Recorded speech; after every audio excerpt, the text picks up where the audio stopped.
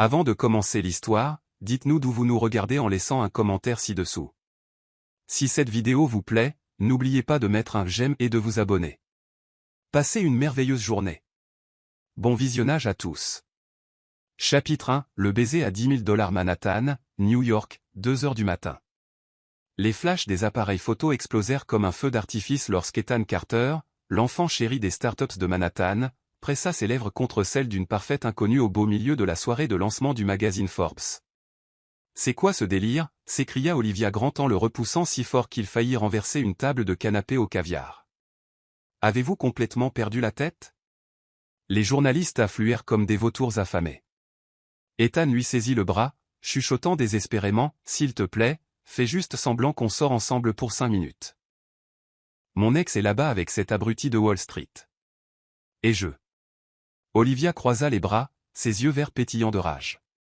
Elle était éblouissante, même en colère, dans cette robe rouge qui épousait parfaitement ses courbes, des mèches auburn s'échappant d'un chignon élégant. « Point parce que je te paierai $10 000. Olivia cessa de respirer une seconde. $10 000 couvriraient 3 mois de loyer de son minuscule appartement dans le Queens, plus les remboursements de prêts étudiants qui l'empêchaient de dormir la nuit. « Ethan. Ethan. » cria un reporter. « Qui est cette mystérieuse jeune femme? Est-ce votre nouvelle petite amie? » « Merde, merde, merde, marmonna Ethan en passant la main dans ses cheveux blonds ébouriffés. À 29 ans, il était le plus jeune PDG à figurer en couverture de Forbes, mais à cet instant précis, il ressemblait à un gamin de 12 ans qui venait de briser la fenêtre du voisin. Olivia regarda autour d'elle. Il y avait au moins 15 photographes, 3 caméras de télévision et ce qui semblait être la moitié de l'élite des affaires de New York observant le drame se dérouler. Son esprit de journaliste freelance calcula rapidement, cette histoire serait dans tous les tabloïds demain matin. 15 000, chuchota TL en retour, un sourire forcé apparaissant sur ses lèvres pour les caméras. Marché conclu. Et je veux ça par écrit, beau gosse. Ethan cligna des yeux, surpris par sa vivacité d'esprit. La plupart des femmes qu'il rencontrait dans ce genre de soirée étaient des héritières gâtées ou des influenceuses en quête de gloire. Cette fille avait du feu dans les yeux et un accent du Queens qui tranchait avec toute cette prétention manhattanienne. Olivia Grant. New York Tribune. Elle se présenta aux journalistes, tendant la main comme une reine saluant ses sujets. Et oui, Ethan et moi explorons une connexion romantique. Les caméras s'affolèrent. Comment vous êtes-vous rencontrés? Hurla une journaliste blonde de la page 6. Olivia regarda Ethan, qui semblait aussi figé qu'un cerf dans les phares d'une voiture. Typique des hommes riches, ils s'attendaient toujours à ce que les autres nettoient leurs dégâts. En fait, dit Olivia avec un sourire mielleux en passant son bras sous celui d'Ethan, nous nous sommes rencontrés lorsqu'il a renversé du café sur mon ordinateur portable au Starbucks le mois dernier. Il essaie de se faire pardonner depuis. C'est étonnamment précis, murmura Ethan, impressionné. Je suis doué pour l'improvisation, chérie, chuchota TL en retour, lui serrant le bras assez fort pour laisser une marque. Maintenant, souris comme si tu étais follement amoureux de moi, parce que demain matin, ce sera la une des journaux. Et elle avait raison. À 6 heures du matin, le « Kissgat » était en tendance sur Twitter avec plus de 2 millions de vues sur TikTok et des spéculations sauvages sur l'identité de la mystérieuse rousse qui avait conquis le cœur du célibataire le plus convoité de New York. Olivia se réveilla avec 47 appels manqués, 238 SMS et la terrible impression qu'elle venait de plonger tête la première dans le genre de pétrin qui pourrait ruiner sa carrière de journaliste à jamais. Mais $15 000 restaient $15 000. Et secrètement, elle pouvait encore sentir le goût de ses lèvres. Le téléphone d'Olivia vibra pour la 67e fois alors qu'elle entrait en trébuchant dans son café préféré à Astoria. Portant la robe froissée de la veille et des lunettes de soleil qui ne parvenaient pas à cacher son épuisement, elle s'approcha du comptoir. Le barista, Marco, faillit laisser tomber sa tasse d'espresso en la voyant. « Mamma mia, Olivia. Tu es partout sur Internet » s'exclama Marco en agitant son téléphone avec excitation. « Regarde, page 6 a fait sa une sur toi, une femme mystérieuse vole le cœur du milliardaire de la tech. » « Ce n'est pas un milliardaire » marmonna Olivia en commandant son triple shot habituel. « Et je n'ai rien volé, à part peut-être ma dignité. » Pendant ce temps, à l'autre bout de la ville, dans son pantouf surplombant Central Park, Ethan vivait sa propre crise. Son assistante, Sophia, faisait les 100 pas frénétiquement autour de son îlot de cuisine en marbre, un ordinateur portable en équilibre sur un bras, tout en jonglant avec 2 téléphones. Le Wall Street Journal veut une exclusivité. TMZ offre 6 chiffres pour les coordonnées d'Olivia. Votre mère a appelé 14 fois depuis Léanton. Et oh, merveilleux, votre ex, Chloé, vient de poster une story Instagram très passive-agressive sur les coups de pub désespérés de certaines personnes. Ethan grogna, la tête enfouie dans son comptoir en granit. Je ne boirai plus jamais de champagne. Monsieur, avec tout le respect que je vous dois, vous avez bu un verre hier soir. Ce gâchis est dû à la panique pure, pas à l'alcool. Son téléphone sonna. Numéro inconnu. Ethan hésita, puis répondit. Téléphone d'Ethan Carter. C'est. Écoute-moi bien, le Golden Boy. La voix d'Olivia trancha ses salutations comme un couteau aiguisé. On doit parler. Maintenant. Ton petit coup d'éclat a transformé ma vie en un cirque à 3 pistes. Mon coup d'éclat? C'est toi qui as improvisé cette histoire de café. Parce que tu m'as embrassé sans permission devant la moitié du monde médiatique. Rejoins-moi à Washington Square Park dans 20 minutes. Et Ethan. Ouais. Apporte le contrat et une très bonne explication. 23 minutes plus tard, Ethan trouva Olivia assise sur un banc, nourrissant les pigeons avec des morceaux de bagel tout en faisant défiler agressivement son écran de téléphone. Elle s'était changée pour un jean et un sweatshirt de l'université Columbia. Ses cheveux auburn étaient tirés en une queue de cheval désordonnée. D'une certaine manière, elle semblait encore plus belle à la lumière du jour. « Tu es en retard », dit-elle sans lever les yeux. La circulation était. Je me fiche de la circulation. Ce qui m'importe, c'est que mon rédacteur en chef vient de me convoquer dans son bureau parce qu'apparemment, sortir avec ses sources est contre la politique du Tribune, même si c'est pour de faux. Ethan s'assit prudemment, gardant ses distances. Écoute, Olivia, je sais que ça a dérapé. Dérapé? Elle le regarda enfin, et il vit les cernes sous ses yeux. J'ai des photographes qui campent devant mon immeuble. Mon propriétaire pense que je suis une sorte de célébrité maintenant et veut augmenter mon loyer. Ma meilleure amie, Lily, a reçu 27 demandes d'interview, et ma mère dans l'Ohio nous a vus au Today Show ce matin et est convaincue que je suis secrètement fiancé. Le Today Show a parlé de nous? Olivia lui montra son écran de téléphone. Ils étaient là, figés dans ce baiser passionné avec le titre « Le nouveau couple le plus sexy de New York ». Ce n'est en fait pas une si mauvaise publicité pour mon entreprise, dit Ethan pensivement. Olivia le fixa. Tu penses sérieusement au business en ce moment? Je pense toujours au business. C'est pour ça que je réussis, et c'est probablement pour ça que mon ex m'a quitté pour un type de Wall Street. Ça a frappé plus fort que prévu. La mâchoire d'Ethan se contracta. Chloé est partie parce qu'elle disait que j'étais émotionnellement indisponible et marié à mon travail. Ces mots, pas les miens. Bon, elle n'avait pas tort sur la partie mariage-travail. Ils restèrent assis dans un silence inconfortable, regardant un artiste de rue jongler avec du feu non loin de là. Finalement, Ethan sortit un papier plié.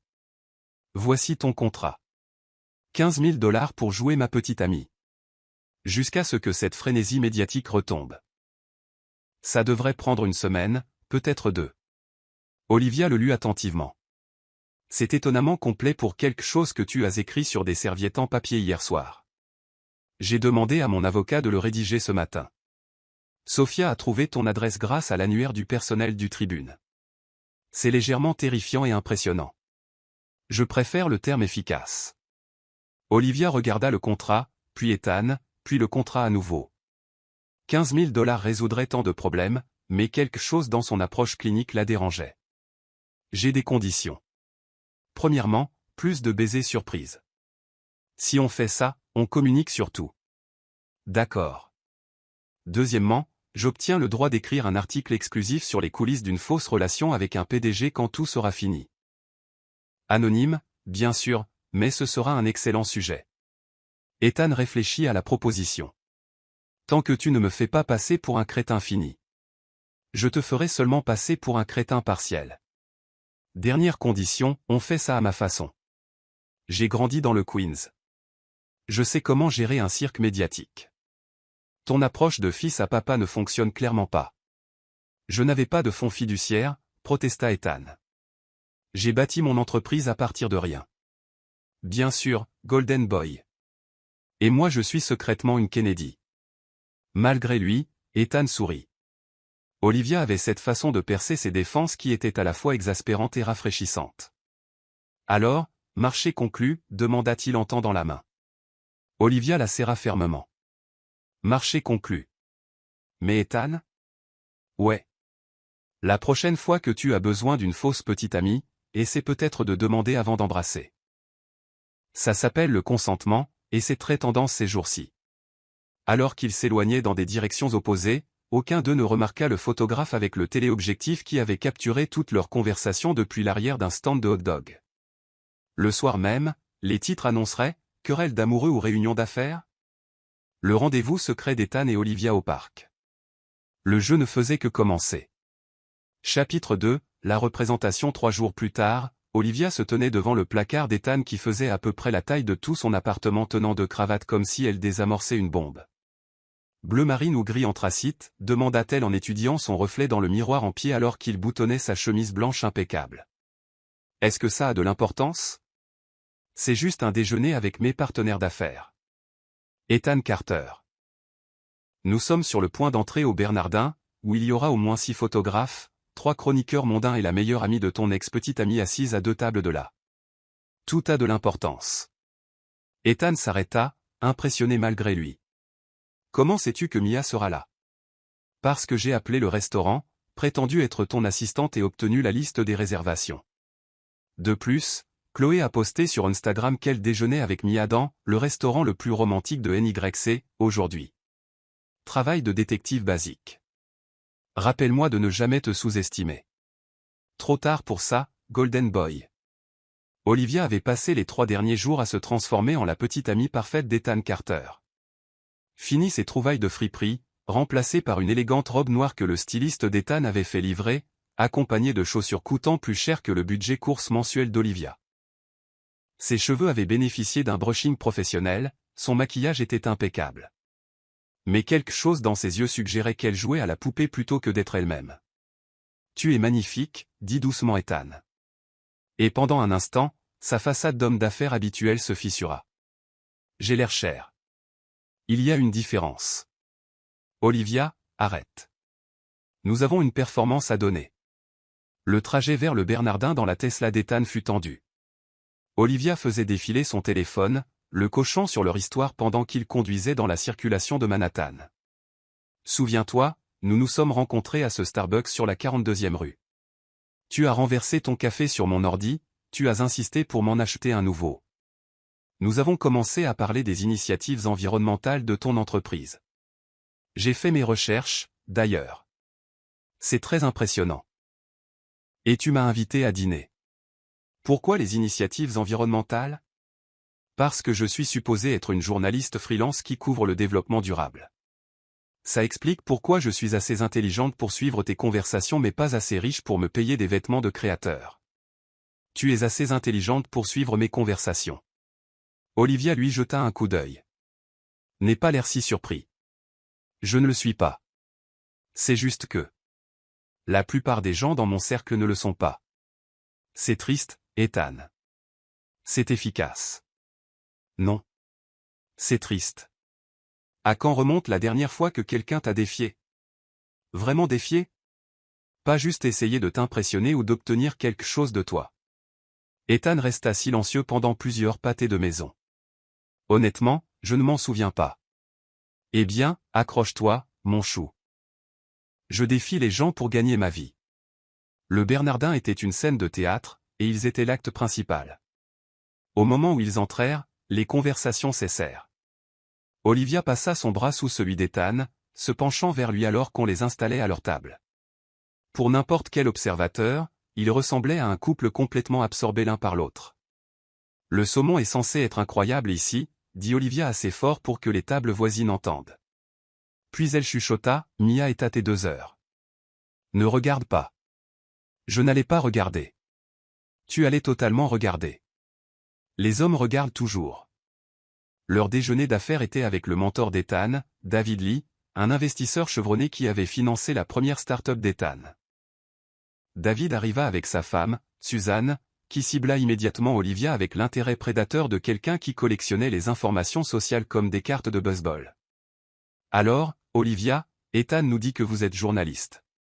Suzanne sourit avec une précision de requin. Quel rafraîchissement. La plupart des filles avec qui Ethan sort sont dents. Comment appelez-vous ça? Le marketing d'influence. Olivia capta la légère grimace d'Ethan. Chloé avait été une influenceuse. Je préfère raconter des histoires plutôt que de faire de l'autopromotion, répondit Olivia avec fluidité. Bien que je suppose que nous vendons tous quelque chose, n'est-ce pas? Que c'est philosophique. Ria David. Ethan, j'aime bien celle-ci. Elle a du cran. Elle en a certainement, dit Ethan. Et quand il regarda Olivia, il y avait quelque chose d'authentique dans son expression qui fit soudainement papillonner son estomac. Le déjeuner se déroula à merveille. Olivia charma David avec des questions sur ses premiers investissements, fit rire Suzanne avec des histoires d'interviews désastreuses, et joua parfaitement le rôle de la petite amie de soutien. Elle posa des questions intelligentes sur les affaires d'Ethan, toucha son bras aux moments appropriés, et donna généralement une performance digne d'un Oscar d'une femme complètement éprise. Mais ce fut au dessert que tout bascula. Ethan est différent ces derniers temps, observa David. Plus heureux, plus présent. D'habitude, pendant nos réunions, je peux voir son esprit faire des calculs. Aujourd'hui, il continue de vous regarder comme si vous risquiez de disparaître. Olivia sentit la main d'Ethan trouver la sienne sous la table. Son pouce traça de petits cercles dans sa paume, et elle réalisa avec un sursaut qu'il ne jouait peut-être plus la comédie. Elle a cet effet sur les gens, dit Ethan doucement. Leurs yeux se rencontrèrent à travers la table, et le temps d'un battement de cœur, Olivia oublia qu'il jouait un rôle. La façon dont il la regardait. Comme si elle était quelque chose de précieux sur lequel il était tombé par accident. Excusez-moi. Une voix interrompit le moment. Mia, la meilleure amie de Chloé, apparut à côté de leur table avec un sourire qui pourrait couper du verre. Ethan, quelle surprise de te voir ici. Mia. La voix d'Ethan était prudemment neutre. Comment vas-tu? Merveilleusement bien. Chloé et moi parlions justement de la rapidité avec laquelle tu es passé à autre chose. Ça fait quoi, 3 semaines depuis la rupture? Olivia sentit la main d'Ethan se tendre dans la sienne. C'était le moment qui définirait toute leur mascarade. En fait, Olivia se leva, gardant une voix douce comme le miel, ça fait 4 semaines et 2 jours. Pas que quelqu'un compte, mais Ethan et moi étions amis depuis des mois avant de commencer à sortir ensemble. Parfois, les meilleures relations naissent d'une connexion authentique plutôt que de... Eh bien, de ce qui marche pour les autres. Le sourire de Mia vacilla. Bien sûr. C'est merveilleux pour vous deux. Ça l'est vraiment. Olivia rayonna, puis se pencha pour embrasser la joue d'Ethan. Chérie, n'as-tu pas dit que nous avions ce rendez-vous avec l'organisatrice de mariage cet après-midi? Le mensonge était si scandaleux, si parfaitement calculé pour renvoyer Mia en courant vers Chloé avec des potins explosifs, qu'Ethan faillit s'étouffer avec son vin. C'est vrai, réussit-il à dire. L'organisatrice de mariage. Les yeux de Mia s'écarquillèrent. Organisatrice de mariage? Oh, nous ne sommes pas encore fiancés, fit Olivia d'un geste désinvolte de la main. Mais Ethan est si prévoyant, il veut repérer les lieux à l'avance. Il dit, quand on sait, on sait. Après que Mia eut pratiquement sprinté au loin, David et Suzanne souriaient comme s'ils venaient d'assister au meilleur divertissement depuis des années. Rappelle-moi de ne jamais me mettre à dos, ria Suzanne. Organisatrice de mariage? Chuchota Ethan alors qu'il quittait le restaurant. Fais-moi confiance, d'ici ce soir, Chloé va perdre la tête en se demandant si tu es sur le point de demander en mariage ta petite amie de rebond. C'est de la guerre psychologique. Tu es terrifiante. Je suis efficace. Il y a une différence. Mais alors qu'il marchait vers sa voiture, Olivia ne pouvait se défaire du sentiment que quelque part entre la main tenue et la fausse planification de mariage, quelque chose de réel avait commencé à se produire. Et cela la terrifiait plus que n'importe quel photographe ou chroniqueur mondain ne le pourrait jamais, parce que tomber amoureuse d'Ethan Carter ne faisait pas partie de leur contrat. Les photos volées du déjeuner frapperaient les réseaux sociaux en quelques heures, Ethan regardant Olivia avec une adoration indubitable, la main d'Olivia posée possessivement sur son torse. Tous deux ressemblant à deux personnes complètement, désespérément amoureuses. Ce qui devenait de moins en moins un jeu et de plus en plus un problème chaque jour. Chapitre 3, rencontre avec les parents. Le téléphone d'Olivia sonna à 6h47 un samedi, la tirant brutalement du sommeil dans son appartement du Queens. L'identifiant de l'appelant fit tomber son estomac dans ses talons. Maman. Ohio. Olivia Mary Grant. Tu as exactement 30 secondes pour m'expliquer pourquoi je regarde ma fille embrasser un milliardaire sur Good Morning America pendant que je mange mes flocons d'avoine. Olivia grogna, tirant un oreiller sur son visage. Ce n'est pas un milliardaire, maman. Et bonjour à toi aussi. Ne me dis pas bonjour, jeune fille. Martha Thompson m'a appelé à 6h30 ce matin parce qu'elle t'a vu sur le TikTok de son petit-fils. TikTok, Olivia? Depuis quand es-tu sur les TikTok? C'est juste TikTok, pas les TikTok, et je n'y suis pas exactement volontairement. Est-ce qu'il te traite bien? Parce que ton père est déjà en train de chercher ses antécédents sur Google. Et laisse-moi te dire, nous avons trouvé des articles très intéressants sur son passé amoureux. Olivia s'assit, soudainement alerte. Quel genre d'article? Le genre qui suggère que ce jeune homme a des problèmes d'engagement. Olivia, ma chérie, je sais que tu es indépendante et tout ça, mais peut-être que tu devrais ralentir un peu. Tout ça arrive très vite. Si seulement elle savait à quel point, pensa misérablement Olivia. Maman, je te promets que je suis prudente. Eh bien, tu as intérêt. Et Olivia. Ta grand-mère veut savoir s'il est catholique. Oh, bon sang de bois. Surveille ton langage, Olivia Mary. 27 minutes plus tard, Olivia se tenait devant l'immeuble d'Ethan dans le Upper East Side, portant un jean et un maillot des Yankees, transportant un sac de bagel et ce qui ressemblait au poids du monde sur ses épaules. Le portier, qui la reconnaissait maintenant comme la petite amie de M. Carter, la fit monter sans appeler. Elle trouva Ethan dans sa cuisine, ordinateur portable ouvert, entouré de rapports financiers et de tasses de café vides, même un samedi matin. Il était en mode business, portant un jogging qui avait l'air cher et un t-shirt du MIT qui semblait étrangement griffé sur lui. « Nous avons un problème », annonça Olivia en laissant tomber les bagels sur son comptoir en marbre. « Bonjour à toi aussi. Je t'en prie, entre. Fais comme chez toi. Ethan, je suis sérieuse. Ma mère nous a vus sur Good Morning America. » Ethan leva les yeux de son ordinateur pour la première fois. Ce n'est pas nécessairement mauvais. Les parents aiment la stabilité. Mes parents vivent à Sandusky, dans l'Ohio. Mon père travaille dans une usine Ford. Ma mère enseigne en CE2. Ils pensent que tu es une sorte de magnate de Wall Street qui va briser le cœur de leur fille et la laisser émotionnellement marquée et financièrement ruinée. Mais je ne suis pas un magnate de Wall Street. Je suis un entrepreneur de la tech. C'est ça que tu retiens? C'est sur ça que tu te concentres en ce moment? Ethan ferma son ordinateur, lui accordant enfin toute son attention. Olivia, de quoi t'inquiètes-tu exactement? Je m'inquiète de mentir à ma famille. Ce sont des gens bien, Ethan. Le sel de la terre. Des gens bien du Midwest qui m'ont élevé pour dire la vérité, travailler dur et ne pas m'impliquer avec des hommes compliqués dans des situations compliquées. Suis-je compliqué? Tu m'as payé 15 000 $ pour faire semblant de sortir avec toi afin de rendre ton ex-petite amie jalouse. Oui, tu es compliqué. Ethan resta silencieux un moment, assimilant l'information. Veux-tu annuler le marché? Olivia le fixa. Est-ce ce que tu veux? Je veux que tu sois à l'aise. Ce n'est pas ce que j'ai demandé. Ils se regardèrent à travers l'îlot de cuisine. Et Olivia réalisa qu'ils avaient deux conversations différentes. Ethan pensait aux contrats et aux arrangements commerciaux. Elle pensait à la sensation de sa main dans la sienne au déjeuner et à la façon dont il l'avait regardée comme si elle comptait. Avant que l'un ou l'autre ne puisse dire quoi que ce soit d'autre, le téléphone d'Ethan sonna. Il y jeta un coup d'œil et son visage devint pâle. « C'est ma mère. » Répond, Olivia. « Tu ne comprends pas. Ma mère est intense. » Plus intense que la mienne?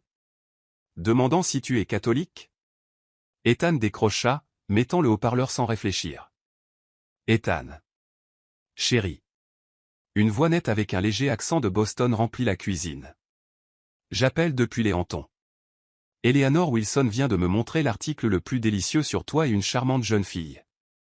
Quand est-ce que je la rencontre? Les yeux d'Olivia s'écarquillèrent.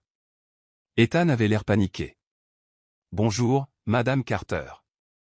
Olivia intervint avant qu'Ethan ne puisse répondre. C'est Olivia.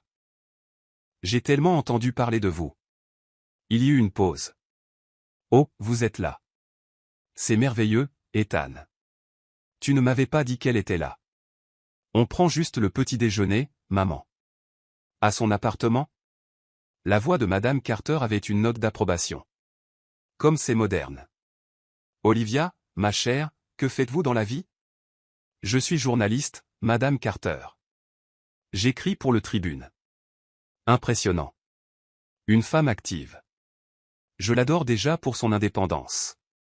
Ethan, amène-la au dîner dominical demain. J'insiste. Ethan regarda Olivia avec une terreur pure dans les yeux. Olivia, pour des raisons qu'elle ne pouvait expliquer, se surprit à dire « Nous serions ravis de venir. » Excellent.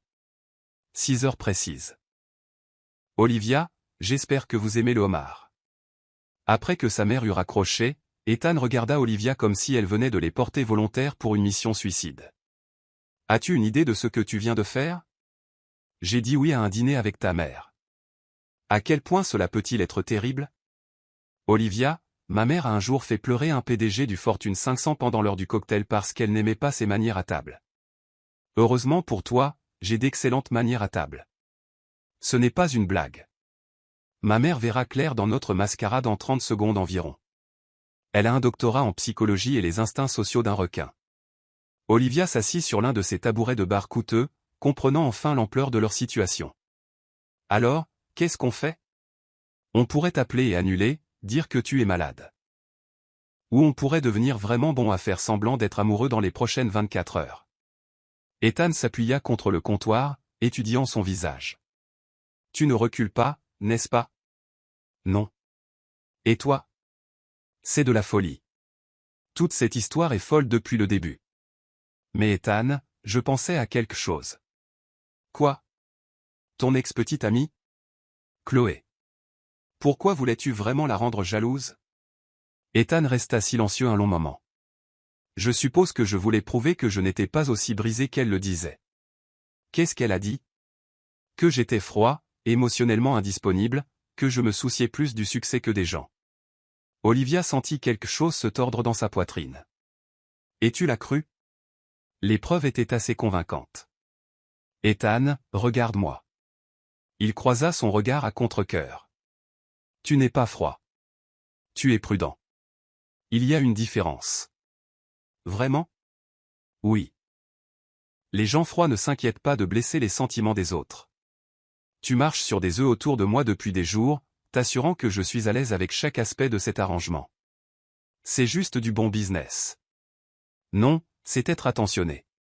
Et pour info, Chloé avait tort sur autre chose aussi. Quoi? Tu te soucies des gens. Tu te soucies tellement que tu t'es convaincu que s'en soucier est une faiblesse. C'est pour ça que tu te caches derrière tout ce jargon d'affaires et d'efficacité. Ethan la fixa, et Olivia réalisa qu'elle venait de dire quelque chose qui coupait plus profondément qu'elle ne l'avait prévu. Le silence s'étira entre eux, chargé de choses qu'aucun d'eux n'était prêt à dire. Alors, dit finalement Ethan, comment exactement convainc-on ma mère que nous sommes éperdument amoureux? On s'entraîne. On s'entraîne à agir comme un couple. Les vrais couples ont des private jokes. Ils finissent les phrases de l'autre. Ils connaissent de petits détails l'un sur l'autre. Si ta mère est aussi perspicace que tu le dis, nous devons être impeccables. Ethan réfléchit à cela. Que avais-tu en tête? Passer la journée ensemble. Pas comme fausse petite amie et client, mais comme deux personnes apprenant à se connaître. Apprends ma commande de café, mon film préféré, ce qui me fait rire. J'apprendrai les tiens. D'ici demain soir, nous serons si bons à ce jeu que même nous y croirons. Ça semble dangereux. Pourquoi? Parce que. Et si on devenait trop bon à ce jeu? Olivia sentit son cœur rater un battement. Alors on gérera ça quand ça arrivera. Ethan hocha lentement la tête. D'accord, mais j'ai une condition. Laquelle? On est honnête l'un envers l'autre aujourd'hui. Pas de performance, pas de faux semblants. Si on doit vendre ça, on doit savoir qui on est vraiment. Marché conclu. Mais Ethan? Ouais. Je devrais probablement te prévenir. La vraie moi est beaucoup plus compliquée que la version fausse petite amie. Bien, dit Ethan. Et son sourire était différent maintenant, plus chaud, plus authentique qu'elle ne l'avait jamais vu. J'aime ce qui est compliqué. Ils passèrent l'heure suivante à discuter autour de bagel et de café, partageant des histoires sur leur enfance, leurs peurs, leurs rêves. Olivia lui parla de son enfance dans l'Ohio, du mariage de 30 ans de ses parents, de la bourse qui l'avait amené à Columbia et des prêts étudiants qui l'empêchaient de dormir la nuit. Ethan lui parla de la pression d'être l'enfant unique de 2 universitaires à succès, de la création de sa première entreprise dans sa chambre d'étudiant, de la solitude du succès. À midi, ils marchaient dans Central Park, et Olivia réalisa avec choc qu'elle passait réellement un bon moment. Pas la performance de passer un bon moment, mais vraiment s'amuser. Ethan était drôle quand il baissait sa garde et attentionné d'une manière qui la surprenait. Il remarquait des choses, la façon dont elle inclinait la tête quand elle réfléchissait, comment elle se mordait la lèvre quand elle était nerveuse, le fait qu'elle s'arrêtait pour caresser chaque chien qu'il croisait. « Dis-moi quelque chose que personne d'autre ne sait sur toi », dit Olivia alors qu'ils étaient assis près du réservoir. Ethan resta silencieux un instant.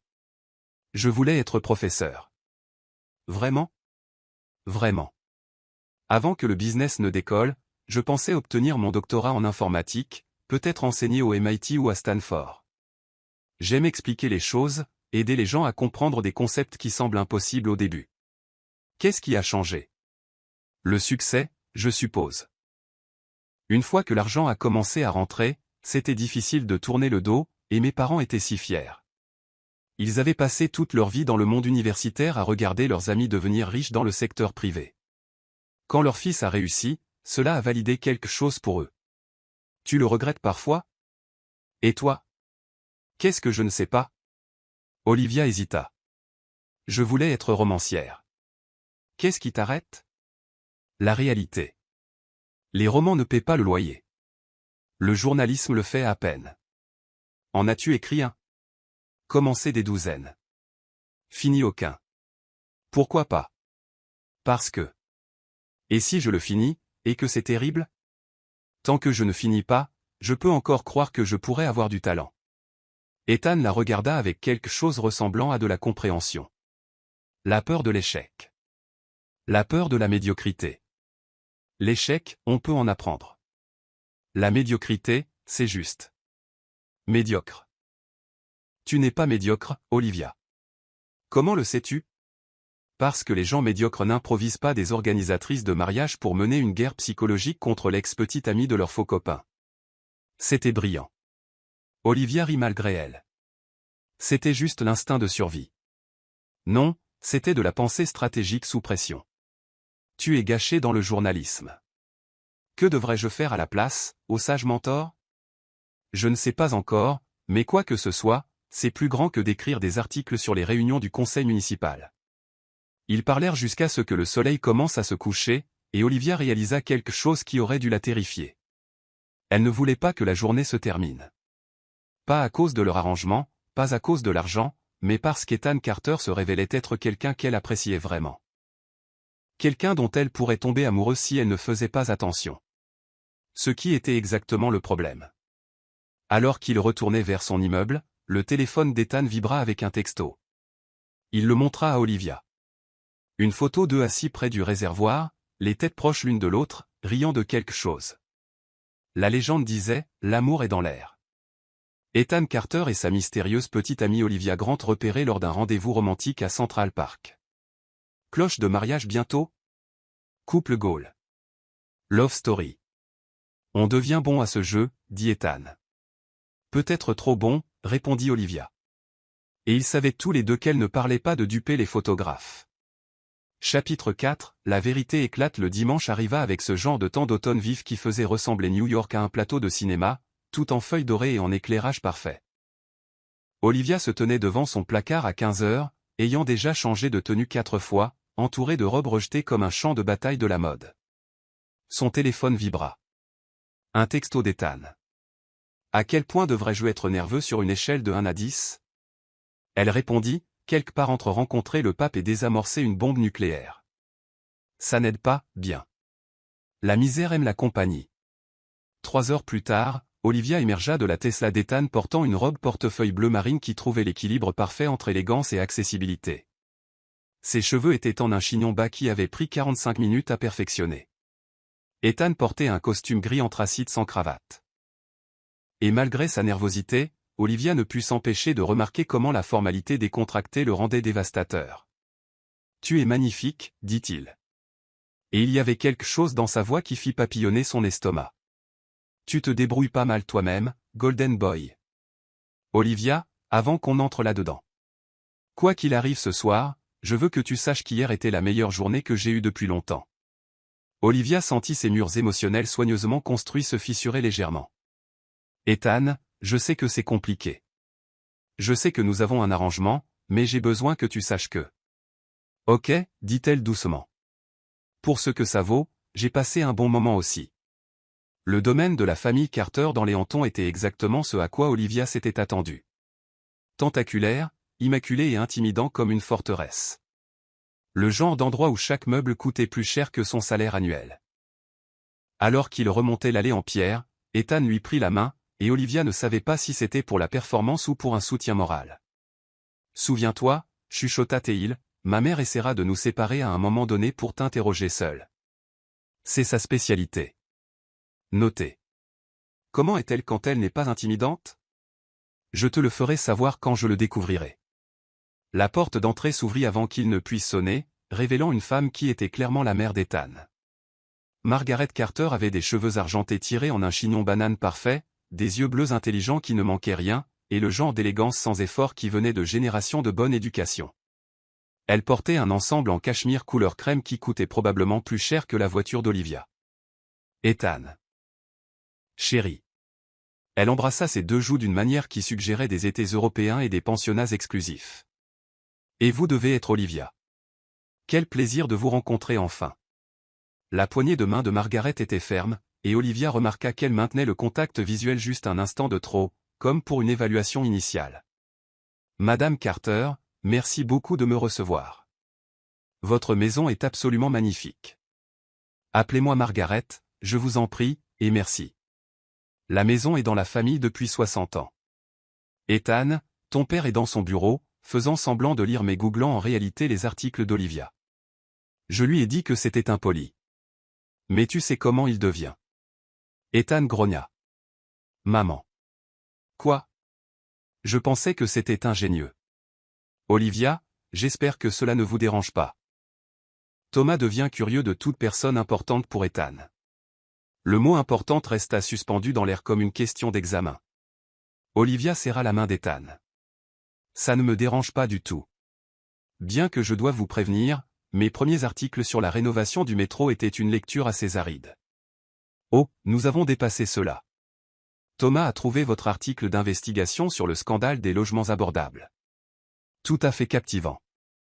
Recherche très approfondie. Olivia cligna des yeux, surprise. Vous lisez vraiment mon travail? Bien sûr, ma chère. Si vous êtes importante pour mon fils, vous êtes importante pour moi. Ethan avait l'air aussi choqué qu'Olivia se sentait. Sa mère n'avait jamais montré d'intérêt pour la carrière d'aucune de ses précédentes petites amies. Ils furent conduits dans un salon qui aurait eu sa place dans Architectural Digest. Tout en meubles crème et antiquités soigneusement placés. Le père d'Ethan, Thomas Carter, se leva d'un fauteuil en cuir avec la même silhouette grande et mince que son fils, mais avec des cheveux argentés et des lunettes à monture métallique qui lui donnaient une apparence de professeur distingué. Olivia, merveilleux de vous rencontrer. Sa poignée de main était plus chaleureuse que celle de sa femme et son sourire atteignait ses yeux. Je dois dire, votre article sur l'initiative de nettoyage de la rivière Hudson était du journalisme excellent. Vous avez un vrai talent pour rendre les problèmes environnementaux complexes accessibles. Merci, Dr. Carter. Cela signifie beaucoup venant de quelqu'un avec votre parcours. Ethan lui lança un regard interrogateur. Olivia avait aussi fait ses devoirs. S'il vous plaît, appelez-moi Thomas. Ethan, tu ne nous avais pas dit qu'Olivia connaissait mon travail sur la politique environnementale. Il y a beaucoup de choses qu'Ethan ne nous dit pas, dit Margaret avec un regard significatif vers son fils. C'est pourquoi je suis si ravi de rencontrer enfin quelqu'un qui a clairement capturé son attention si complètement. Le dîner fut servi dans une salle à manger avec vue sur l'océan, et Olivia dut admettre que le homard était exceptionnel. La conversation coulait étonnamment facilement. Thomas posait des questions réfléchies sur son journalisme, Margaret partageait des histoires sur son travail avec diverses fondations caritatives, et Ethan semblait se détendre à mesure que la soirée avançait. Alors, Olivia, dit Margaret alors qu'il finissait le plat principal, comment vous et Ethan vous êtes-vous vraiment rencontrés? Olivia sentit Ethan se tendre à côté d'elle. L'histoire du café, comme nous l'avons mentionné. Oh, je suis sûr que c'est l'histoire que vous racontez à tout le monde, mais je suis curieuse de la vraie histoire. Le moment où vous avez su qu'il y avait quelque chose de spécial. Olivia regarda Ethan, et soudain elle sut ce qu'elle devait faire. La vérité. Pas toute la vérité, mais assez de vérité pour rendre cela réel. Honnêtement, Margaret, la première fois que j'ai rencontré Ethan, j'ai pensé que c'était un snob fini. Ethan faillit s'étouffer avec son vin. Ses parents semblaient ravis. Vraiment? Thomas se pencha en avant avec intérêt. Vraiment. Il était dans ce costume coûteux, parlant au téléphone d'une acquisition, et il avait cet air. Comme si le monde existait pour sa convenance. Ça ressemble à Ethan, dit sèchement Margaret. Mais ensuite, continua Olivia, trouvant son rythme, il a renversé du café sur mon ordinateur portable, et au lieu de juste s'excuser et de partir comme je m'y attendais, il s'est assis. Il a passé 20 minutes à m'aider à sauvegarder mes fichiers, me demandant sur quoi je travaillais. Et quand je lui ai parlé de l'histoire sur laquelle je faisais des recherches, il n'a pas juste hoché la tête poliment. Il a posé de vraies questions. Des questions intelligentes. Des questions qui ont réellement rendu mon article meilleur. Ethan la fixait, et Olivia réalisa que ce qu'elle décrivait était exactement ce qui s'était passé hier dans le parc. La façon dont il écoutait, la façon dont il s'engageait, la façon dont il lui donnait l'impression que son travail comptait. Il ne fait pas que vous entendre, dit doucement Olivia. Il écoute vraiment. C'est rare. Le silence qui suivit était chargé d'émotion. Margaret avait arrêté de manger, les étudiant tous les deux avec une intelligence vive.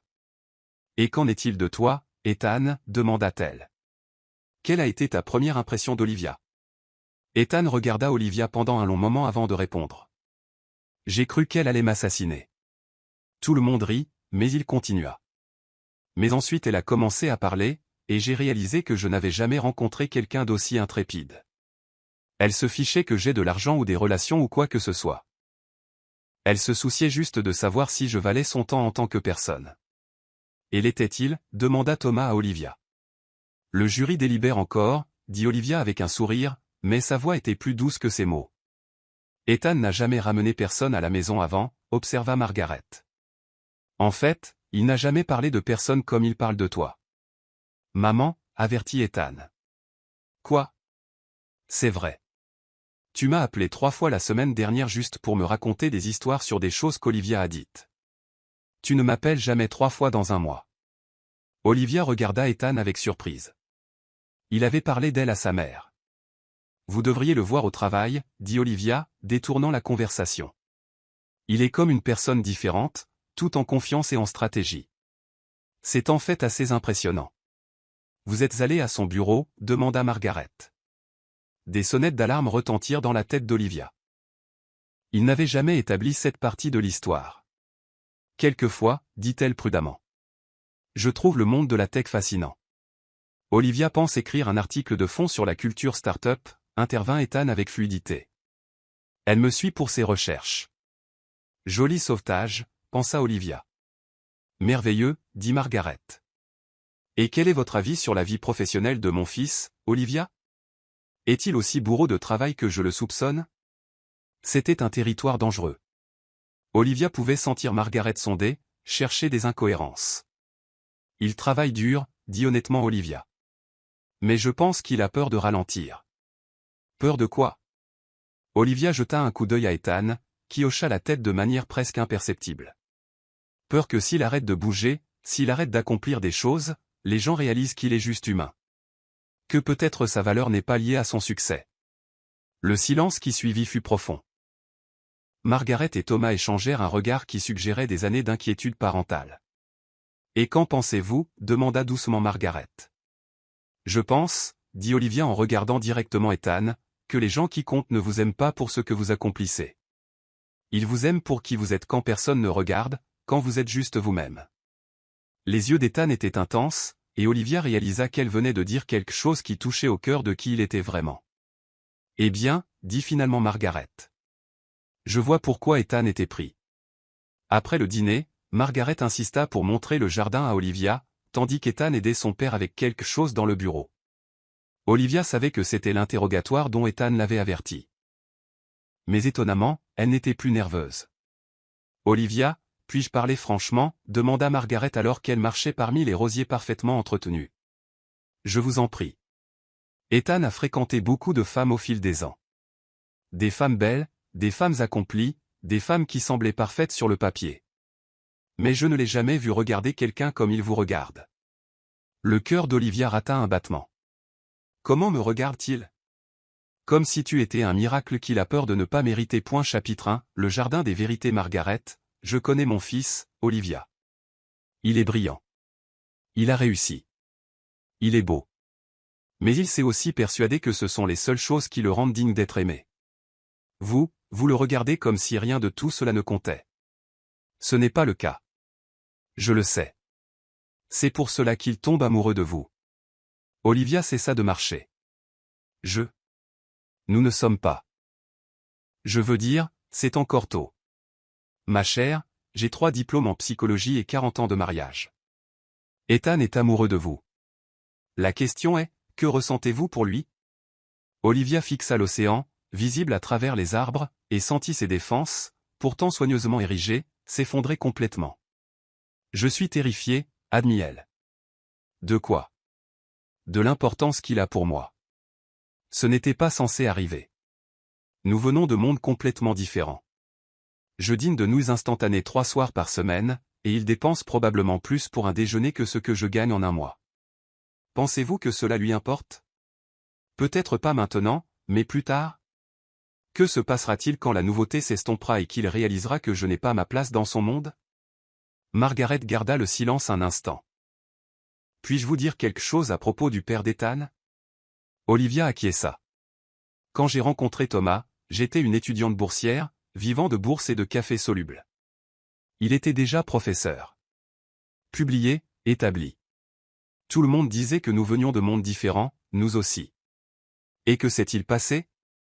Nous avons bâti un nouveau monde ensemble. C'est ça, l'amour, Olivia. Il ne vous force pas à vous insérer dans la vie de quelqu'un d'autre. Il crée un espace pour quelque chose qu'aucun de vous n'avait auparavant. Elles marchèrent dans un silence confortable pendant quelques minutes avant que Margaret ne reprenne la parole. Ethan a besoin de quelqu'un qui le challenge. Quelqu'un qui voit en lui plus que ses réussites. Vous faites cela. Comment le savez-vous? Parce qu'en 3 heures ici, j'ai vu mon fils rire plus qu'il ne l'a fait durant toute l'année écoulée. Parce que lorsque vous parlez, il cesse de penser aux affaires pour penser à vous. Et parce que, lorsque vous avez raconté votre rencontre, vous n'avez pas parlé de son argent ou de son succès. Vous avez parlé de son caractère. Olivia sentit les larmes lui monter aux yeux. Margaret, je dois vous dire quelque chose. Je ne suis pas, nous ne sommes pas. C'est compliqué. Margaret sourit. Olivia, je suis mariée depuis 37 ans. Tout ce qui vaut la peine d'être vécu est compliqué. Chapitre 2, L'aveu. Lorsqu'elles retournèrent à la maison, elles trouvèrent Ethan et son père sur la terrasse, plongés dans une conversation sur la politique environnementale et la responsabilité des entreprises. Ethan leva les yeux à leur approche, et son visage s'illumina d'une manière qui serra le cœur d'Olivia. Comment s'est passée la visite du jardin? Demanda-t-il. Instructive, répondit Margaret avec un regard appuyé vers Olivia. Au moment du départ, Margaret serra chaleureusement Olivia dans ses bras. J'espère que nous vous reverrons bientôt, ma chère. Vous êtes la bienvenue ici, quand vous voulez. Merci pour tout, Margaret. Margaret se tourna vers son fils. Ethan. Ne gâche pas tout. Maman, je suis sérieux. Elle est spéciale. Le trajet de retour vers Manhattan fut silencieux.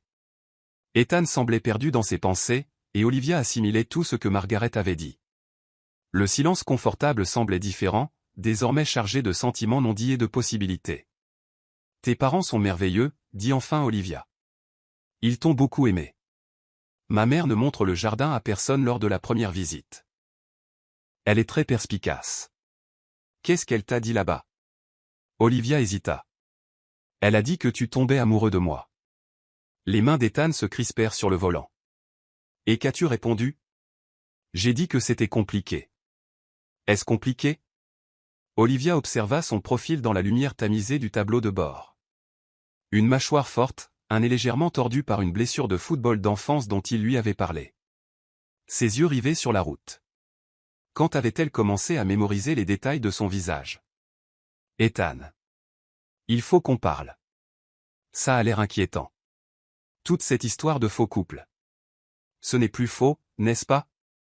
Ethan resta silencieux si longtemps qu'Olivia crut qu'il ne répondrait pas. Puis, il se gara sur un point de vue panoramique et coupa le moteur. Non, dit-il finalement. Ce n'est plus faux. Alors, qu'est-ce qu'on fait maintenant? Je ne sais pas. Je ne me suis jamais retrouvé dans cette situation auparavant. Quelle situation? Tomber réellement amoureux de quelqu'un que je paie pour faire semblant de m'aimer? Olivia rit malgré elle. Vu comme ça a l'air complètement fou. C'est complètement fou. Olivia, je veux que tu saches quelque chose. L'argent. Ce n'est pas la raison pour laquelle je suis encore là. Pourquoi es-tu encore là? Olivia prit une profonde inspiration. Parce que quelque part entre hier au parquet ce soir au dîner, j'ai réalisé que je tombais amoureuse de toi aussi. Le vrai toi. Pas le PDG, pas la couverture de Forbes, pas le type avec le Pantouz et la Tesla. Toi, le gars qui voulait être enseignant, celui qui a passé 20 minutes à aider une inconnue à sauver les fichiers de son ordinateur portable, celui qui me regarde comme si j'étais précieuse. Ethan tendit la main et prit son visage en coupe. Olivia, j'ai peur. J'ai peur aussi, Ethan. J'ai peur parce que cela semble trop grand, trop rapide, trop impossible. Et si on voyait simplement ce qui se passe? Pas de contrat, pas d'arrangement, plus rien de faux. Juste nous, avisant au fur et à mesure. Et les médias, les photographes, ton ex-petit ami? Qu'ils pensent ce qu'ils veulent. La seule opinion qui compte pour moi, c'est la tienne. Ethan Carter, est-ce que tu me demandes d'être ta vraie petite amie? Olivia Grant, je te demande de nous donner une vraie chance. Olivia plongea son regard dans le sien et y vit quelque chose qu'elle n'avait jamais vu auparavant, de la vulnérabilité. Ethan Carter, l'homme qui contrôlait des transactions à $1 million et dirigeait des conseils d'administration, était aussi terrifié et plein d'espoir qu'elle. D'accord, murmura-t-elle. D'accord, voyons ce qui se passe. Ethan l'embrassa alors, un baiser doux, tendre et plein de promesses. Et Olivia songea vaguement que ce baiser n'avait rien à voir avec leur premier. Celui-ci n'était pas pour les caméras, ni pour les colonnes à potins, ni pour qui que ce soit d'autre. Celui-ci était juste pour eux. Lorsqu'ils se séparèrent, Ethan appuya son front contre le sien. Pour info, dit-il, ma mère avait raison. Je tombe amoureux de toi. Juste, tombe? Ethan sourit, et ce fut la chose la plus belle qu'Olivia ait jamais vue. Non, dit-il. Je suis assez sûr d'y être déjà. Alors qu'ils reprenaient la route vers la ville, aucun d'eux ne remarqua le photographe qui les avait suivis depuis le domaine Carter, ni le téléobjectif qui avait capturé toute leur conversation à travers les vitres de la Tesla. Au matin, les gros titres liraient « Amour véritable ou jeu d'acteur oscarisable ?» Le rendez-vous romantique d'Ethan Carter et Olivia Grant. Mais pour l'instant, ils roulaient à travers la nuit, fenêtres baissées et radio allumée, deux personnes ayant trouvé quelque chose de vrai au milieu de quelque chose de faux, prêtes à voir où cette chose impossible, compliquée et magnifique les mènerait. Les enjeux n'avaient jamais été aussi élevés, et Olivia n'avait jamais été aussi terrifiée. Elle n'avait jamais été aussi heureuse non plus. Chapitre 3, le scandale. 3 semaines plus tard, Olivia se réveilla dans le Pantouz d'Ethan au son de son téléphone vibrant comme une abeille en colère contre la table de chevet en marbre. La lumière du petit matin filtrant par les baies vitrées lui indiquait qu'il était à peine 6 heures, mais l'urgence des vibrations suggérait que quelque chose n'allait vraiment, vraiment pas. Elle se retourna pour trouver le côté du lit d'Ethan vide, bien qu'elle pût sentir l'odeur du café venant de la cuisine. Ils avaient adopté une routine facile depuis cette nuit au point de vue. Elle avait gardé son appartement dans le Queens pour les apparences et le côté pratique, mais elle passait la plupart de ses nuits ici, dans cet espace qui devenait lentement le leur. Ses livres étaient éparpillés sur la table basse. Sa tasse préférée trônait dans le placard. Et ses élastiques à cheveux étaient mystérieusement apparus dans chaque pièce. Le téléphone vibra encore. Puis encore. Olivia le saisit avec une angoisse croissante, plissant les yeux devant l'écran sans ses lentilles. 15 appels manqués de son éditeur, Larry. 23 de sa meilleure amie, Lily. 47 messages de numéros inconnus. Et un email marqué Urge, appelle-moi maintenant, de Larry. L'estomac noué, Olivia fit défiler le premier message de Lily. Olivia, dis-moi que tu vois ça. Appelle-moi maintenant. Elle sortit du lit en titubant, vêtue d'un des t-shirts du MIT d'Ethan qui lui tombait aux genoux, et marcha pieds nus vers la cuisine. Elle entendit Ethan parler à quelqu'un, probablement Sophia, son assistante qui semblait travailler 24 heures sur 24. Ethan? Appela-t-elle. Mais elle s'arrêta net en voyant son visage. Il se tenait près de l'îlot central, ordinateur portable ouvert, téléphone collé à l'oreille, et son expression était de cette gravité qui suggère que quelqu'un est mort. En voyant Olivia, il mit rapidement fin à son appel. « À quel point est-ce grave ?» demanda Olivia, sans être sûre de vouloir savoir. Ethan tourna l'ordinateur vers elle, et le sang d'Olivia se glaça. Le titre en page 6 disait « La plus grande histoire d'amour jamais contée, au cœur du scandale de la fausse romance à 15 000 $ d'Ethan Carter ». En dessous, une photo cristalline montrait Ethan glissant un contrat sur la table vers Olivia à Washington Square Park, prise avec un téléobjectif ayant capturé chaque détail, y compris la signature d'Olivia au bas de la page. « Oh, mon Dieu !» murmura Olivia en s'affaissant sur l'un des tabourets de bar. « C'est pire », dit doucement Ethan en faisant défiler la page. L'article était minutieux, dévastateur et surtout exact. Une source anonyme avait fourni des photos, des détails sur leur arrangement, et même des citations de leur conversation dans le parc. Le journaliste avait retracé la chronologie, du baiser au gala Forbes à leur réunion d'affaires, en passant par leur démonstration d'affection de plus en plus publique, peignant le tout comme un coup de publicité élaboré qui avait mal tourné. Mais le pire était le paragraphe final, des sources proches de Carter suggèrent que ce qui a commencé comme une manœuvre calculée pour rendre son ex-petite amie jalouse a évolué vers quelque chose de plus complexe, le magnate de la technologie étant apparemment véritablement épris de sa compagne rémunérée.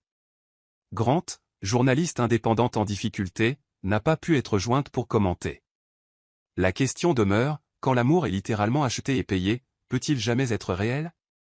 Olivia eut l'impression qu'elle allait vomir. Ethan, je te jure, je n'ai pas divulgué ça. Je sais que tu ne l'as pas fait. Comment le sais-tu? Parce que tu n'écrirais jamais quelque chose d'aussi mal écrit. Et parce que je te fais confiance. Olivia leva les yeux vers lui, surprise par la certitude dans sa voix, même si son téléphone continuait de vibrer furieusement. Qui penses-tu que ce soit? Avant qu'Ethan ne puisse répondre, la voix de son portier retentit à l'interphone. Monsieur Carter, il y a environ 30 journalistes dans le hall et d'autres se rassemblent dehors. Dois-je? Ne laissez monter personne, Marcus. Merci. Ethan passa ses deux mains dans ses cheveux, et Olivia remarqua qu'il portait déjà un costume malgré l'heure matinale. Je dois passer en mode gestion de crise, dit-il. Mon conseil d'administration tient une réunion d'urgence dans 2 heures. Ce genre de scandale. Cela pourrait affecter notre introduction en bourse, la confiance des investisseurs, tout. Ethan, je suis tellement désolé. Tout est de ma faute. Non, ça ne l'est pas. Je t'ai embrassé, tu te souviens? C'est moi qui ai commencé tout ce gâchis. Le téléphone d'Olivia sonna à nouveau. Cette fois, c'était Larry, son éditeur. Je devrais prendre ça, dit-elle à contre-cœur. Olivia? La voix de Larry était assez forte pour qu'Ethan l'entende. Où diable es-tu? J'ai des journalistes qui m'appellent pour demander si le Tribune était au courant de ton arrangement avec Carter. As-tu déclaré cette relation quand tu as proposé cet article sur la culture start-up? Parce que si tu ne l'as pas fait. Larry, je peux expliquer. Expliquer, Olivia? Tu as pris de l'argent pour faire semblant de sortir avec quelqu'un et ensuite tu as écrit sur la culture start-up pour nous tout en dormant prétendument avec un PDG? As-tu une idée de l'image que cela donne du journal? Ce n'est pas le sujet. Le sujet, c'est l'intégrité journalistique. Le sujet, c'est que je dois décider si je te vire avant que le Tribune ne soit traîné dans cette boue après. Olivia sentit les larmes monter. Larry, s'il te plaît, donne-moi une chance d'arranger ça. Arranger ça? Olivia, ce n'est pas une coquille ou un délai manqué. C'est un scandale qui brise une carrière. Je suis désolé, mais je dois protéger le journal. Tes accréditations de presse sont suspendues en attendant une enquête complète. La ligne fut coupée. Ethan avait écouté toute la conversation. Olivia, je suis désolé. Je vais l'appeler. Lui expliquer que tu étais juste. Juste quoi? En train de prendre de l'argent pour mentir? Parce que c'est exactement ce que je faisais. Ce n'est pas comme ça que ça a fini. Peu importe comment ça a fini, Ethan. Ce qui compte, c'est comment ça a commencé. Et ça a commencé avec moi acceptant de tromper les gens pour de l'argent. Le téléphone d'Olivia vibra avec un message de sa mère, Olivia Marie, ton père et moi regardons les infos. Appelle-nous immédiatement. Un autre, de son professeur de journalisme, très déçu de voir votre nom dans ce contexte. Nous attendions mieux. Et un autre de son jeune frère dans l'Ohio, Serette, ça va? L'histoire est partout. C'est même passé aux infos locales ici. Je dois rentrer chez moi, dit soudain Olivia. Olivia, attends. On peut trouver une solution ensemble. Non, Ethan. Tu dois trouver comment sauver ton entreprise. Je dois trouver comment sauver ma carrière. Ce sont deux problèmes différents. Ils n'ont pas à l'être. Si, ils le doivent, tu ne vois pas? C'est exactement ce que tout le monde va dire. Que je t'utilisais. Que notre relation n'a jamais été réelle. Que je suis une sorte de croqueuse de diamants qui a eu les yeux plus gros que le ventre. Mais nous savons que ce n'est pas vrai, n'est-ce pas Ethan? Sois honnête. Si tu ne m'avais pas payé ce premier soir, m'aurais-tu jamais invité à sortir? Si nous nous étions rencontrés dans un café comme des gens normaux, est-ce qu'Ethan Carter aurait accordé un second regard à Olivia Grant du Queens? Ethan resta silencieux un long moment, et Olivia sut qu'elle avait touché un point sensible. Je ne sais pas, dit-il finalement. Mais je sais que ce que nous avons maintenant est réel. L'est-ce? Ou est-ce juste le syndrome de Stockholm avec des draps de meilleure qualité? Chapitre 4, la rupture avant qu'Ethan ne puisse répondre, le téléphone d'Olivia sonna à nouveau. C'était Lily. Je dois prendre ça, dit Olivia en se dirigeant vers la chambre. Olivia, où es-tu? La voix de Lily était paniquée. Il y a des journalistes devant ton immeuble. Madame Wong m'a appelé parce qu'il lui posait des questions sur toi. Qu'est-ce qu'elle leur a dit?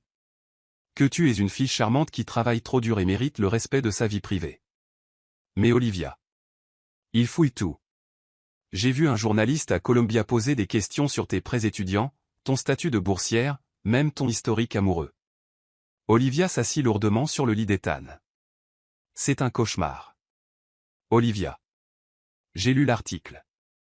Oui, c'est mauvais. Mais dans les commentaires, beaucoup de gens sont de ton côté. Ils disent qu'Ethan a eu de la chance de trouver quelqu'un de réel dans son monde artificiel. Qu'il est évident que tu es tombée amoureuse de lui pour de vrai. Ça n'a aucune importance si je ne peux plus travailler. Alors ne travaille pas à New York. Olivia, tu es talentueuse. Tu pourrais être freelance de n'importe où. Peut-être écrire ce roman dont tu parles toujours. Avec quel argent? Je viens de perdre mon travail, Lily. Et Ethan? Il ne peut pas aider? Je ne peux pas lui demander de m'entretenir. Cela ne ferait que prouver que tout le monde a raison, que je suis avec lui pour son argent. Olivia pouvait entendre Ethan parler à quelqu'un dans la cuisine, d'une voix tendue et professionnelle. Probablement son avocat ou ses relations publiques, cherchant comment minimiser les dégâts qu'elle avait causés à sa réputation. Je dois sortir d'ici, dit Olivia à Lily. Je peux squatter chez toi. Bien sûr. Mais Olivia. Parle peut-être à Ethan d'abord? Parle-lui vraiment. Après avoir raccroché, Olivia resta assise dans la chambre silencieuse, regardant cet espace qui avait commencé à ressembler à un foyer. La montre d'Ethan sur la table de chevet près de ses boucles d'oreilles, ses livres de business mélangés à ses romans sur l'étagère, la photo encadrée prise chez ses parents où il riait, l'air ridiculement heureux. Elle fixait encore la photo quand Ethan apparut dans l'encadrement de la porte. Sophia a réussi à repousser ma réunion du conseil à cet après-midi, dit-il. Nous avons un peu de temps pour définir notre stratégie. Notre stratégie? Olivia se tourna vers lui. Ethan, il n'y a pas de notre stratégie. Il y a ta stratégie pour sauver ton entreprise et ma stratégie pour sauver ce qu'il reste de ma carrière. Et ces stratégies ne s'alignent probablement pas. Qu'est-ce que tu dis? Je dis que peut-être devrions-nous arrêter de prétendre que cela peut marcher. Ethan la regarda comme si elle l'avait giflé. Tu veux rompre? Je veux être réaliste. Regarde les choses objectivement, Ethan. Nous venons de mondes complètement différents. Ce scandale prouve que je suis un boulet pour toi maintenant. Ce n'est pas vrai. Si, ça l'est. Ton conseil tient des réunions d'urgence à cause de moi. Ton introduction en bourse pourrait être affectée à cause de moi. Ta réputation. Je me fiche de ma réputation. Tu devrais. C'est ton gagne-pain. Olivia, tu aimes à quoi? T'as quoi, Ethan? Ta petite amie que tu as payé 15 000 $ pour acquérir? Ton œuvre de charité du Queens qui a eu les yeux plus gros que le ventre? Ta crise de la quarantaine? Tu es la femme dont je suis amoureux. Les mots restèrent suspendus dans l'air, bruts, honnêtes et terrifiants. Olivia sentit ses arguments s'effriter. Ethan, je sais que c'est compliqué. Olivia, je veux que tu saches que ce que je ressens pour toi n'a rien à voir avec un contrat. Cela a à voir avec la façon dont tu me challenges, dont tu me fais rire et voir le monde différemment. Avec le fait que tu es la première personne depuis des années qui me donne envie d'être meilleure, pas seulement plus prospère. Olivia sentit les larmes couler. Mais si ce n'était pas suffisant? Si l'amour ne suffisait pas à surmonter tout ça? Alors on trouvera une solution ensemble. Ethan, le monde entier nous regarde. Les médias, tes investisseurs, tes concurrents. Tout le monde va chercher des signes prouvant que cette relation est fausse, que je t'utilise, que tu prends de mauvaises décisions d'affaires parce que tu penses avec ton cœur au lieu de ta tête. Qu'ils regardent. Tu dis ça maintenant, mais quand sera-t-il quand ça affectera ton entreprise? Quand les investisseurs commenceront à se retirer parce qu'ils pensent que tu es distrait ou compromis? Ethan resta silencieux, et Olivia put le voir peser le poids de ses paroles. Me demandes-tu de choisir entre toi et mon entreprise? Je te demande d'être réaliste sur ce que cette relation te coûte. Et ce qu'elle m'apporte. Le téléphone d'Ethan sonna. Il grimaça. C'est mon responsable RP. Je dois répondre. Pendant qu'Ethan parlait à son équipe, Olivia rangea ses affaires dans le sac qu'elle avait apporté 3 semaines plus tôt. Faire tenir toute sa présence dans la vie d'Ethan dans un petit sac semblait symbolique. Elle fermait la fermeture éclair quand Ethan revint. Ils veulent que je fasse une conférence de presse. Aborder le scandale frontalement. Qu'est-ce que tu vas dire? La vérité. Qui est quoi, exactement? Ethan s'assit sur le lit près d'elle. Que oui, notre relation a commencé comme un arrangement. Que oui, je t'ai payé pour faire semblant d'être ma petite amie. Mais que ce que nous avons maintenant est réel. Et que je me fiche de qui le sait. Olivia sentit son cœur se briser et s'envoler en même temps. Ethan, tu ne peux pas faire ça. Cela va te ruiner. Le monde des affaires te verra comme quelqu'un qui prend des décisions émotionnelles plutôt que logiques. Cela te suivra pour toujours. Alors que suggères-tu? Olivia prit une inspiration tremblante. Dis-leur que tout était faux. Que tu m'as engagé pour la publicité et que ça a dérapé. Que tu mets fin à l'arrangement immédiatement. Et te jeter sous le bus? Mieux vaut l'un de nous que les deux. Olivia, je ne vais pas détruire ta réputation pour sauver la mienne. Ma réputation est déjà détruite, Ethan. La tienne n'a pas à l'être. Ils restèrent assis en silence. Il y a une autre option, dit enfin Ethan. Nous pourrions partir. Juste disparaître un moment. J'ai assez d'argent pour que nous allions n'importe où. Ethan, tu ne peux pas fuir ta vie. Fuir, ce n'est pas toi. Tu es un battant. Tu construis des choses. Tu ne démissionnes pas quand ça devient difficile. Je ne démissionne pas. Je choisis ce qui compte le plus.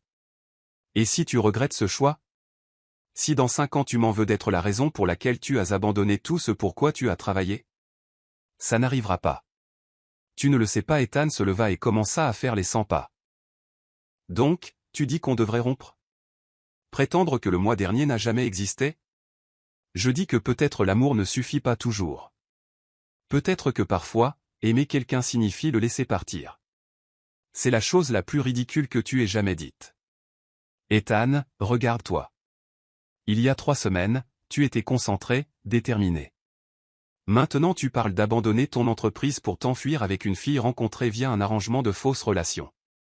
Cette fille est la meilleure chose qui me soit jamais arrivée. Olivia sentit sa résolution vaciller mais se força à rester forte. Alors prouve-le en ne me laissant pas détruire ta vie. Son téléphone vibra. Texte de sa mère, chérie, ton père et moi conduisons vers New York. Nous serons là ce soir. Quoi qu'il arrive, nous t'aimons. Elle montra le message à Ethan. Mes parents arrivent. Je dois vraiment rentrer et trouver comment leur expliquer ça. Olivia, s'il te plaît, ne pars pas. Pas comme ça. Je le dois, tu ne vois pas? Chaque minute où je reste ici rend les choses pires pour nous deux. Ethan lui saisit les mains. Et si je me fiche du pire? Et si je ne me soucie que de nous? Alors tu n'es pas l'homme dont je suis tombée amoureuse. L'Ethan que j'aime est intelligent, stratège et ne laisse pas l'émotion obscurcir son jugement. Si tu m'aimes vraiment, laisse-moi partir. Fais ta conférence de presse, sauve ton entreprise et avance dans ta vie. Et ta vie à toi? Olivia ramassa son sac. Je me débrouillerai.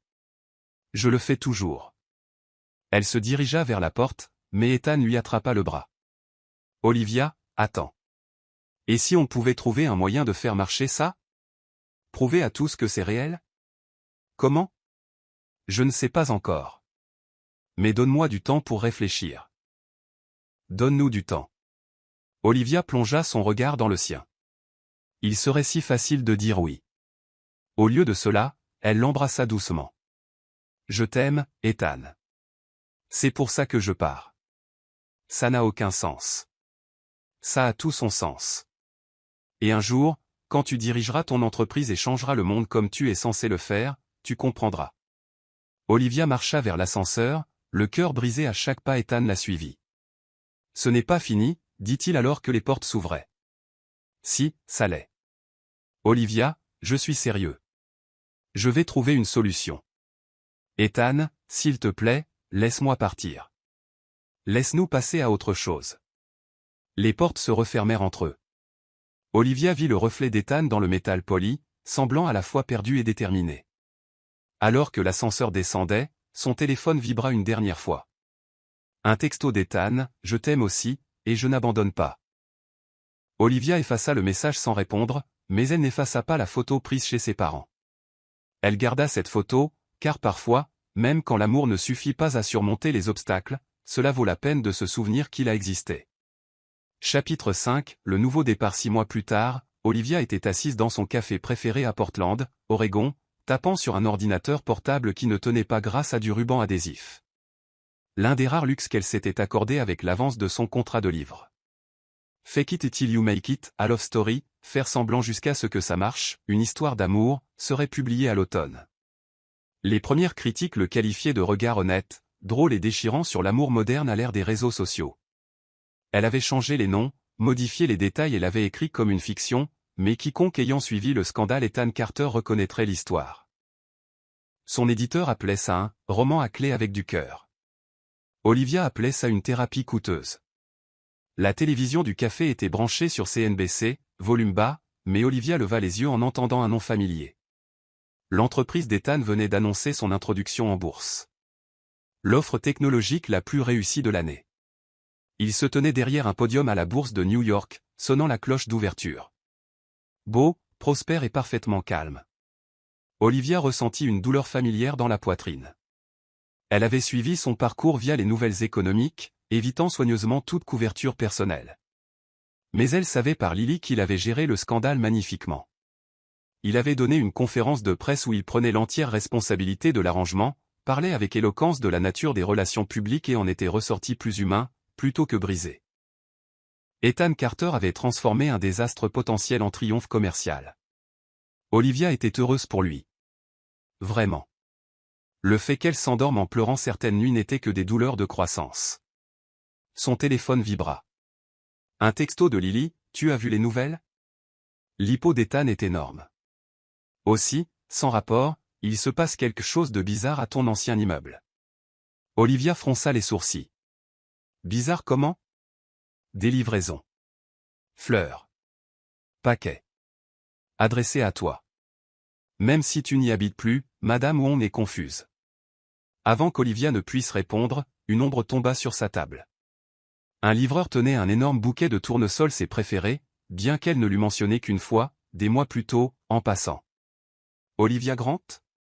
C'est moi. Mais je crois que vous avez la mauvaise adresse. Non. Bonne personne. C'est pour vous. Olivia accepta les fleurs avec confusion. La carte était simple, félicitations pour le livre. J'ai toujours su que tu en finirais un. Son cœur s'arrêta. Avant qu'elle ne puisse assimiler, un autre livreur apparut avec une boîte de Powell's Books, la librairie la plus célèbre de Portland. À l'intérieur se trouvaient des éditions originales de chaque roman qu'Olivia avait dit aimer, chacune avec une inscription personnelle d'Ethan. Ne tirez pas sur l'oiseau moqueur, pour quelqu'un qui a plus d'intégrité qu'Atticus Finch. Orgueil et préjugés, tu avais raison sur les premières impressions. Gatsby le magnifique, certains rêves valent la peine d'être poursuivis à travers le pays. Les mains d'Olivia tremblaient en ouvrant le dernier paquet. Un sac pour ordinateur portable. Élégant. Professionnel. À l'intérieur, une note. Olivia, je sais que tu détestes les grands gestes, mais je n'ai jamais été bon pour suivre tes conseils. J'ai passé 6 mois à essayer de t'oublier et d'apprendre à vivre sans toi. J'ai échoué spectaculairement aux deux. Je sais que tu as déménagé à Portland pour un nouveau départ, et je respecte cela. Mais je sais aussi que certaines choses valent la peine qu'on se batte pour elles, même quand les chances sont terribles et le timing mauvais. Je suis à Portland. J'ai une proposition pour toi. Pas ce genre de proposition, pas encore, mais une proposition d'affaires. Une vraie, avec contrat et tout, parce qu'apparemment, c'est comme ça qu'on fait la romance. Retrouve-moi dans la salle des livres rares de Powell's Books à 19 h ce soir si tu es prête à m'écouter. Si tu ne viens pas, je comprendrai. Je te laisserai tranquille. Mais j'espère que tu viendras, car j'ai appris quelque chose ces 6 derniers mois. L'amour n'est pas une question de timing ou de logique sur le papier. C'est trouver quelqu'un qui vous rend meilleur et le choisir chaque jour. Surtout quand c'est difficile. Je te choisis, Olivia Grant. Je t'ai choisi la nuit où je t'ai embrassé. Je t'ai choisi quand je suis tombé amoureux de toi. Et je te choisis maintenant. La question est, me choisiras-tu? Tout mon amour, Ethan. PS Ma mère dit de te dire que le jardin est magnifique à cette époque de l'année, et que tu es toujours la bienvenue. Olivia lut la note 3 fois. Elle regarda l'heure. 15h47, elle avait 3h13 pour décider si elle se rendrait à la réunion la plus importante de sa vie. Dehors, il commença à pleuvoir cette bruine douce du nord-ouest Pacifique qui rendait tout romantique et plein de possibles. Olivia rassembla ses fleurs, ses livres et son courage. Certaines histoires ne finissent pas quand on le croit. Parfois, elles font juste une pause. Chapitre 6, la salle des livres rares 19 h. Powell's Books. Olivia trouva Ethan devant un présentoir d'éditions originales d'histoires d'amour, portant un jean et un simple pull bleu au lieu de son costume habituel. Il avait l'air nerveux, ce qui était à la fois attachant et terrifiant. « Tu es venu » dit-il en se tournant. « Je suis venu. Bien que je ne sois pas sûr pourquoi. Parce que tu es curieuse. C'est ta meilleure et ta pire qualité. » Olivia ne put s'empêcher de sourire. « Quelle est cette proposition d'affaires, Ethan ?» Ethan sortit un dossier parce que, bien sûr, il avait un dossier. « Je veux lancer une fondation pour l'éducation au journalisme, spécifiquement pour les étudiants de milieux ouvriers qui veulent faire du reportage d'investigation. Bourse, stage, mentorat. » Olivia cligna des yeux. « C'est en fait une très bonne idée. Je veux que tu la diriges. » « Quoi ? » ?»« Je veux que tu sois la directrice. Conçois les programmes. Choisis les bénéficiaires. Utilise tout ce que tu as appris sur l'industrie. Ethan, je ne peux pas travailler pour toi. Tu ne travaillerais pas pour moi. Tu travaillerais pour la fondation. Je serais juste le donateur principal. C'est la même chose. Non, ce n'est pas la même chose. J'ai passé 6 mois à réfléchir à ce que tu as dit sur le fait de ne pas me laisser détruire ma vie. Et tu avais raison, mais pas pour les raisons que tu penses. Que veux-tu dire ? J'ai réalisé qu'une vie sans toi ne vaut pas la peine d'être protégée. Je ne veux pas d'une carrière parfaite si cela signifie perdre la personne qui me donne envie d'être meilleure. Olivia sentit ses murs s'effondrer. Olivia, je ne te demande pas d'être à nouveau ma petite amie. Je te demande d'être ma partenaire dans cette fondation. Que nous soyons ensemble romantiquement ou non. Et si nous ne le sommes pas, tu serais vraiment d'accord pour travailler avec moi professionnellement tout en restant amis? Le sourire d'Ethan fut mélancolique. Je préfère t'avoir comme ami que ne pas t'avoir du tout. Bien que je doive mentionner que ma mère a spécifiquement demandé que je te dise qu'elle est prête à s'immiscer intensivement dans notre relation jusqu'à ce qu'on retrouve la raison. Malgré elle, Olivia rit.